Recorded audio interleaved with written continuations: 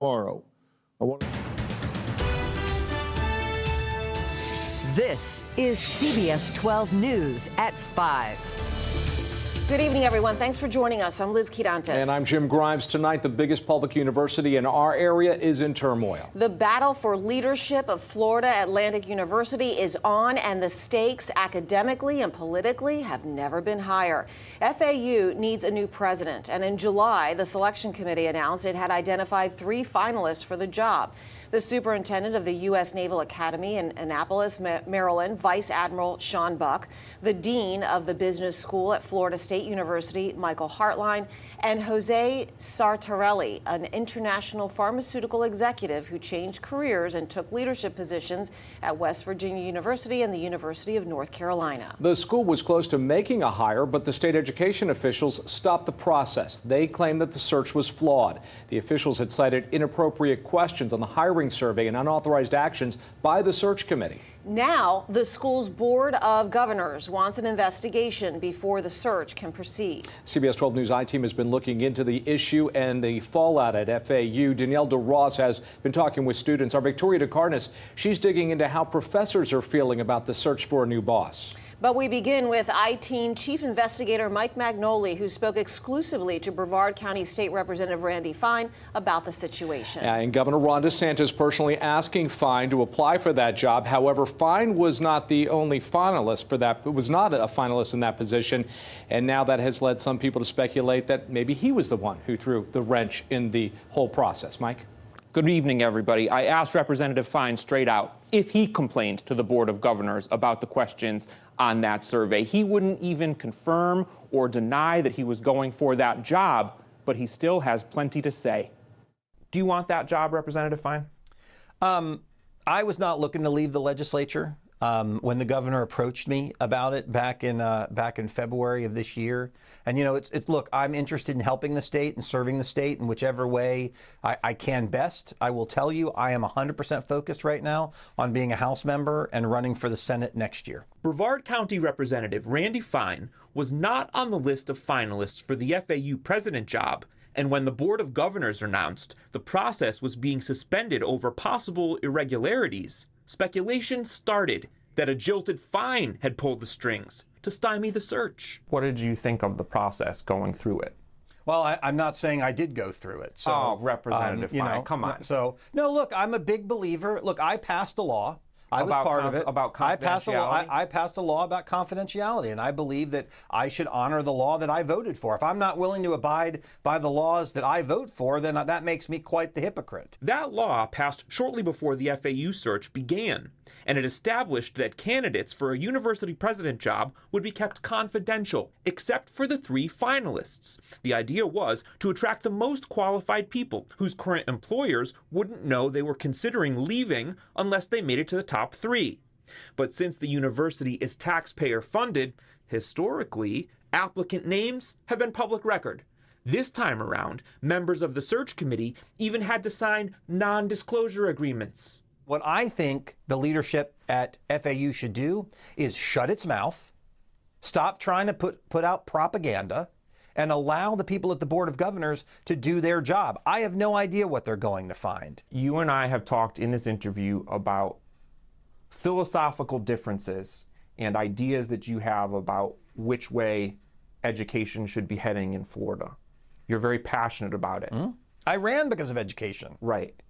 So why not just take this opportunity in this interview to say, Mike, I would like that position, and I think I could affect change on that campus.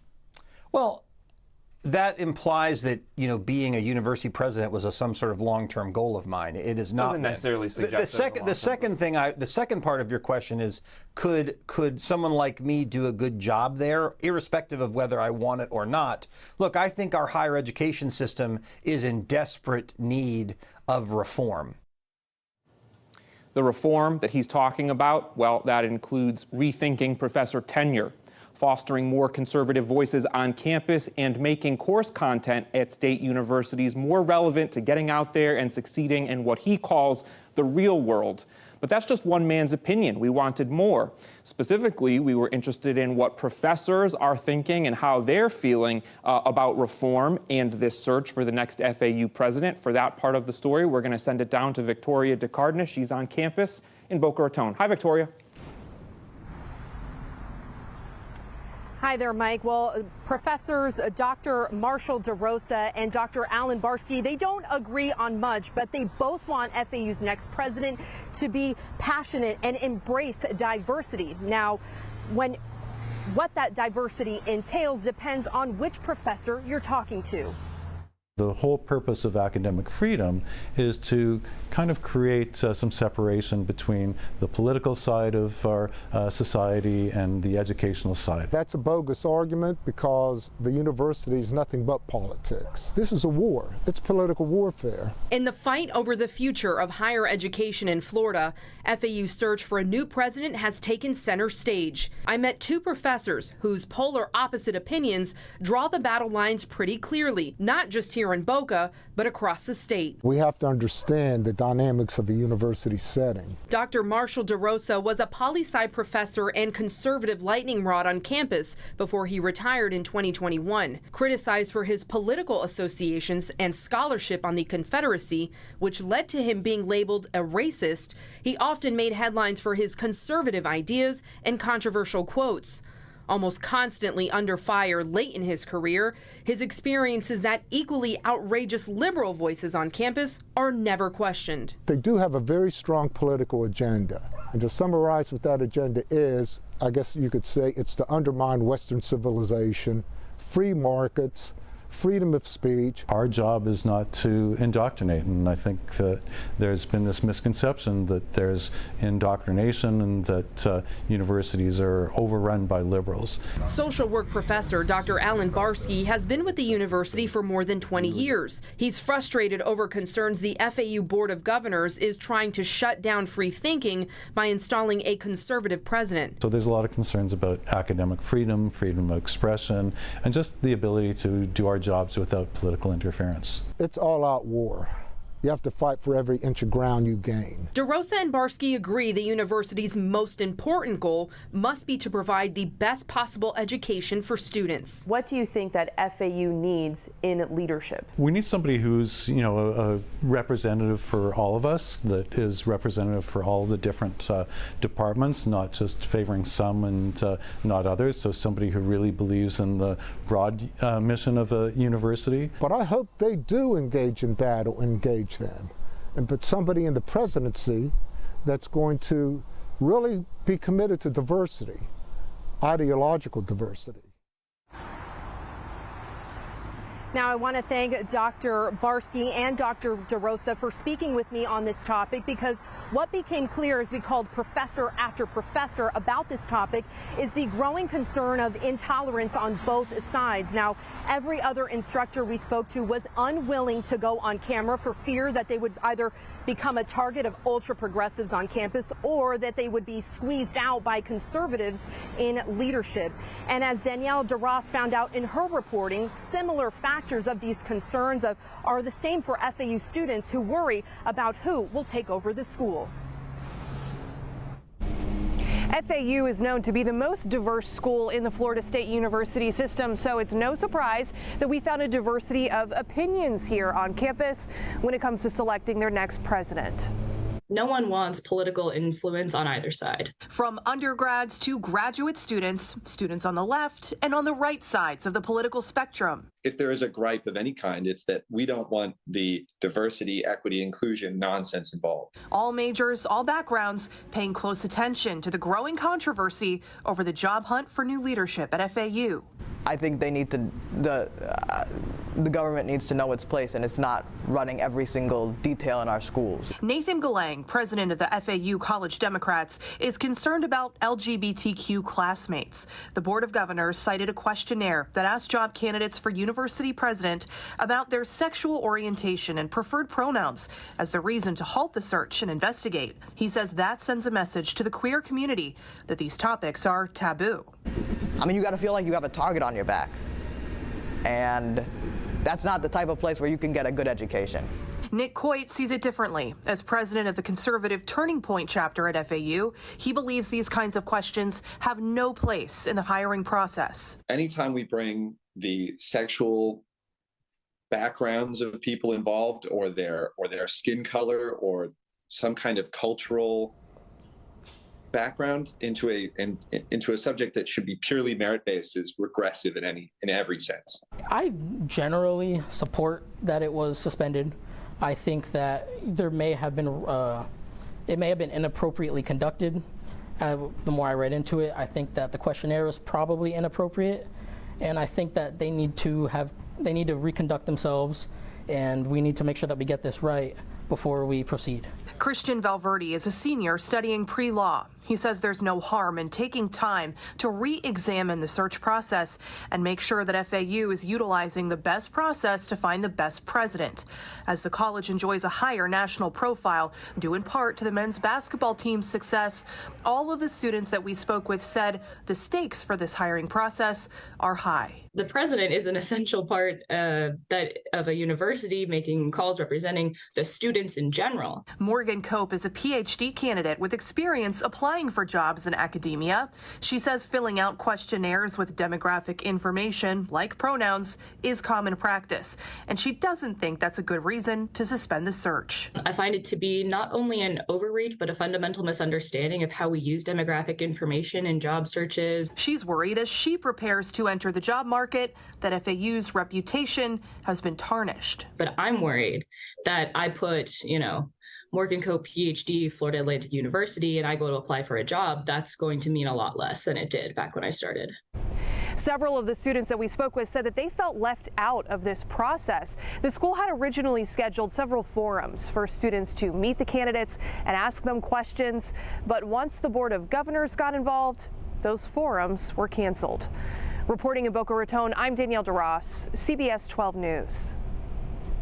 All right, Mike, great series of reports here. Any word when the investigation might wrap up and when the process for the presidents might resume? So the Inspector General says the investigation will probably wrap up in November. There's an Inspector General specifically for the Board of Governors. Now, these three final candidates, they had impressive resumes. Are they still interested in this job? They say that they still want to be in consideration, but sources are telling me that the investigation is turning up other irregularities. So really the question becomes, when the investigation is over, are those three finalists still going to be finalists, or do they reset from square one? We'll be keeping an eye on it, of course. Okay. All right. Thanks, you are. Mike Magnoli joining us live tonight. CBS 12 News I-Team, as Mike just said, will continue to update us on this story for the search for FAU's new president. Be sure to check both on air and online for the latest. Next at 5, controversy over proposed plans for a fire department in Jupiter. Why some residents don't want plans carried out. And a father attacked by his son, losing everything, including his home. How the community is now rallying behind him. And it's looking like a pretty nice warm day out there today. A little mixture of sun and clouds, some passing showers. I'm going to track those for you coming up. And a look at our tropics just ahead. Watching CBS 12 News at 5. The man accused of stabbing a woman to death, then dumping her body into a canal in Delray Beach back in June is now facing new charges. 22-year-old Christopher Soto had a hearing earlier this morning in court. Last month, the state attorney's office downgraded his charges from first-degree to second-degree murder, along with 2 counts of tampering with evidence. He's pleaded not guilty. Detectives say the victim had been living with the suspect's girlfriend. Sotos is believed to have killed her after having sex with her. They say that he wrapped her body in sheets and a blanket and then dumped her into the canal near West Atlantic Avenue in Kings Point community. It was his girlfriend who ended up telling the cops. The Martin County Board of Commissioners is supporting Brightline's efforts to secure grant funding to replace the railroad bridge over the St. Lucie River in Stuart. The board voted unanimously to support a resolution for the passenger rail service to apply for $150 million in a mega grant needed for the project. Martin County is the latest government or business group to sign off on supporting Brightline's effort to replace the 100-year-old bridge. Brightline says raising the bridge to 16 feet over the water would allow 92% of the boat traffic in the area to pass under the bridge. A company spokesperson told commissioners the total cost is expected to be $218 million and could take a little more than 4 years to complete. Well, 1 week after Jupiter's town council gave the green light to create its own fire department, hundreds of residents now signing a petition to stop that plan. They want to keep the county's services, even though they're a little more expensive. CBS 12 News reporter Lena Salzbank, she's been talking with the people who are behind that petition, and she joins us live with more. Hi, Lena. Well, people are upset about a lot of things over here. One, they say there's a handful of fire rescue stations here in Jupiter, and they don't want to spend millions on building new fire rescue stations. They say there's also added costs in the fact that they would have to purchase new equipment, and they would also have to spend money finding new staff and paying them new salaries. But really what upsets them the most is the fact that the decision was made without their vote and without public input. Now, Jupiter's Town Council had a meeting last week where they voted to end their contract with Palm Beach County Fire Rescue, a service that has been in the community for 40 years. Now, according to the town of Jupiter, their decision was made because of the cost-saving measures, explaining that a consultant said that the town would save $68 million over 10 years by creating Jupiter's very own fire rescue department. But residents want to know why they weren't told a vote would be taking place when it's services that affect them and their families the most. I was very concerned with the decisions that they were making without even notifying the public. Went on to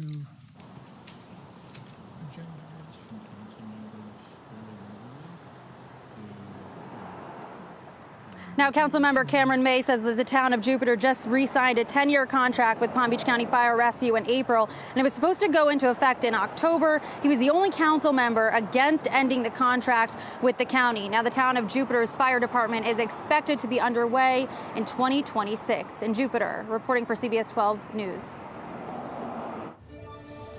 And it looks like we're seeing another hot day out there. We're looking at sun and clouds over West Palm from our cam, looking at downtown there. A few spotty showers on the radar showing up. So you can see with that northeasterly flow, we've been continuing to see little popcorn showers here and there, moving through relatively quickly. So not sticking around long periods of time. Just a brief shower, as you can see, along 441 south of Wellington. Lake Worth Beach getting a little sprinkle there, and there's the sun breaking through some of the clouds as well. Palm Beach Gardens, a little bit of a sprinkle there up around Indiantown. You go a little further north, just a few little spotty showers here and there as we're going through the evening hours, and that will start to taper off a little bit later this evening as we get through sunset. It looks like we're seeing 85 degrees Fort Pierce, 87 Port St. Lucie, 89 in Royal Palm, 90 West Palm, 86 in Boynton. Still feels a little muggy and hot out there as we see those dew points in the 70s. So we're seeing oppressive along the coastal regions and then muggy conditions all inland. So that's what it'll feel like going through the evening and overnight. 105 in Okeechobee, that's what it feels like. Still that heat index at 100, Royal Palm 111. Jupiter about 103 in Boca, so still that heat is holding on as we go through the afternoon. 79 will be our temperature, partly cloudy with that quick shower ending late overnight tonight. Looks like things will start to clear up. Where it's not clearing up, we still have a lot of activities in the tropics. Meteorologist Michael Ehrenberg is going to break it down for you, what's happening out there. Yeah, that's right, Vetus. 5 systems out there today. We've got Franklin in the Caribbean, Gertz remains, other systems out there across the eastern Atlantic.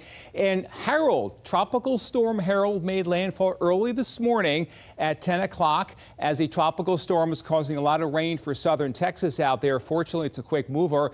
It made landfall on Padre Island with top winds of 50, pressure at 998 millibars. It is now weakened to a tropical depression with top winds down to 35. Moving quickly west-northwest at 21 miles per hour. It's expected to continue to weaken further over the Rio Grande Valley, causing an additional 2 to 4 inches of rain across that area. So there could likely be some local flooding in parts of South Texas and northern Mexico between now and the next few days out there. So 1 week ago, we had 4 named storms. We're now up to 8 with an explosion of activity over the weekend and over the last few days. When I come back, we're going to talk about what's left of Gert and Franklin and what else we're tracking out there in the tropics.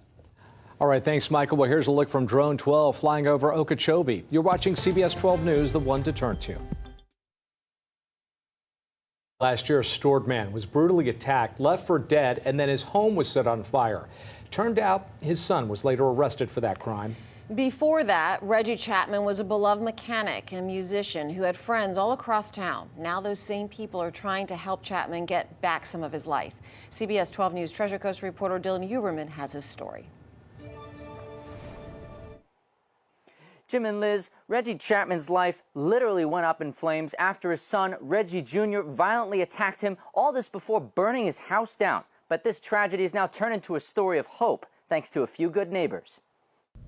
Last December, shortly before Christmas, Reggie Chapman's son brutally attacked him with a pipe. I went and took a shower. I come out. He's in the kitchen ranting and raving and yelling. And I'm like, all I did was walk in and ask him who he was yelling at. And he went off in a fit of rage. Reggie says while he was lying injured on the bedroom floor, Reggie Chapman Jr. poured gasoline on him and all over the house. And dumped the gas all over my guitars, my music equipment, set the bed on fire, and of course from there the house. Captain Nick Bates was among the first responders at the scene. I saw Reggie's truck parked out front, which I recognized immediately, and then I looked to the left and he was actually standing in the yard across the street, pretty beaten up, bloody, and I just kind of grabbed him and sent him down the street to some more of my crew members who took care of him and transported him to the hospital. I mean, we're trained to do that. It's part of our job, but definitely different when it's somebody you know. Reggie Sr. was a friend of Captain Bates's father. After that night, Nick started letting people know Reggie was in a bad way.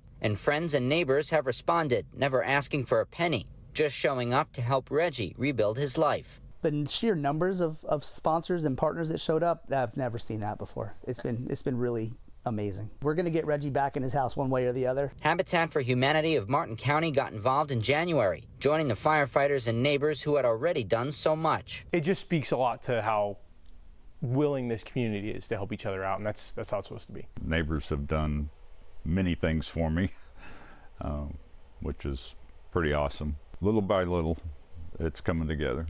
So, like I say, with the help of a lot of good people.